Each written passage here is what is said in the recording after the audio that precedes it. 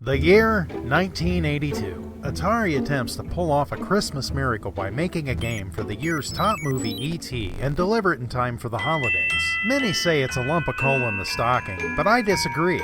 So over the next few minutes, the DI will go over what makes E.T. the Extra-Terrestrial for the Atari one of his favorite games. The movie E.T. was released on June 11, 1982 and quickly became the highest grossing film of all time until Jurassic Park came around 11 years later. Atari swooped in to try to cash in on the movie's success and begin negotiations for the right to the game. On July 27, 1982, Atari finished negotiations to create the game based off of E.T., which was 47 days after its theatrical release. They tapped Howard Scott Warshaw due to his success on his previous two games, Yar's Revenge and Raiders of the Lost Ark, to create this game and gave him a deadline of September 1st, which was 37 days to develop and make the game in time for Christmas.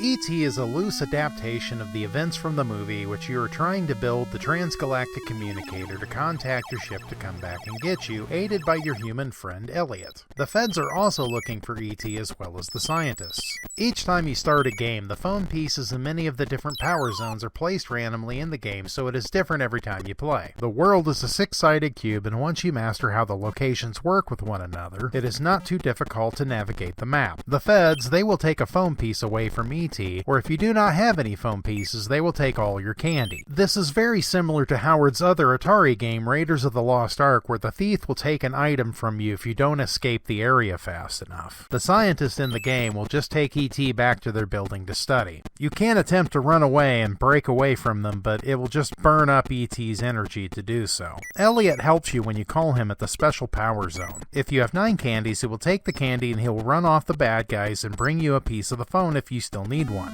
Another thing that Elliot does is when E.T. runs out of energy and dies, he comes to revive E.T. with 1500 energy. This can only be done 3 times and then the game is over. Unless you found the flower hiding in one of the wells and revived it, you will get 1 extra revive from Elliot. Once E.T. has all the phone pieces and calls the ship, a timer appears and you have to make it back to the landing zone in order to get picked up. And that's pretty much the premise of the game. Now let's talk about the things I really liked about the game. 1. We really didn't have many games for the Atari, so any game we had was a treasure growing up. E.T. was one that we owned, and it's just as simple as that. 2. The fact that it was different each time you played made it a challenge to beat the game instead of the same locations for everything each time you played the game. This would have led to memorizing their locations, and each time you played the game it would have gotten faster and then no challenge at all to play the game anymore. 3. The difficulty of the game and the timing to actually complete it. You could not call the ship if any of the persons were on the screen when you called the ship, or when the ship arrives to pick up E.T. This really made it a challenge to beat the game. Now let's get to some of the things I didn't like in the game. 1. The wells or pits or whatever you want to call them. Now if I was in the well, it wasn't too bad to get back out, but it was more the pixel-perfect collision and re-falling back into the well that got to me from time to time. 2. The game settings for the game. Maybe it's because most games started off with the game setting 1 as the easiest and the left and right difficulty set to A to be easy as well. Not E.T. As it shows here in the manual, Game 1 is all humans present, and the A position makes them all faster on the right difficulty switch. So, in order to play the easiest version of E.T., you had to select the Game 3 setting to only have Elliot in the game. This here may be the single reason E.T. is not so beloved. It was set straight out the gate on the hardest mode possible for the game. 3. Even though I said the difficulty of the game and the timing is one of the reasons why I love the game, it is also one of the reasons why I get so frustrated with it. As I wait for the ship to come and get E.T., the Fed and the scientists keep showing up, and if they are present when the ship arrives, E.T. gets left behind. And if you are off just by a fraction on your timing and trying to use the send humans back power zone, the Fed could take your phone piece or the scientists will run off with you, which can be very frustrating. Even though E.T. has been dubbed the worst video game in history, I feel that is quite unfair. There was many different factors that happened during the development of E.T. that had more to do with Atari and their decisions than it did with the actual game. Since E.T. was in the middle of all of that, I believe that's where a lot of the hate comes from. I imagine that another factor is if you didn't read the manual or you got this game secondhand without the manual, you would have no idea how to actually play the game and deem it a bad game as well. There are many other Atari games out there that I believe is more deserving of this title of the worst video game in history. I've seen many lists out there, such as the one here on Death Sparrow. If I was going to pick one that I have personally played, I would say, and please forgive me if you do like this game,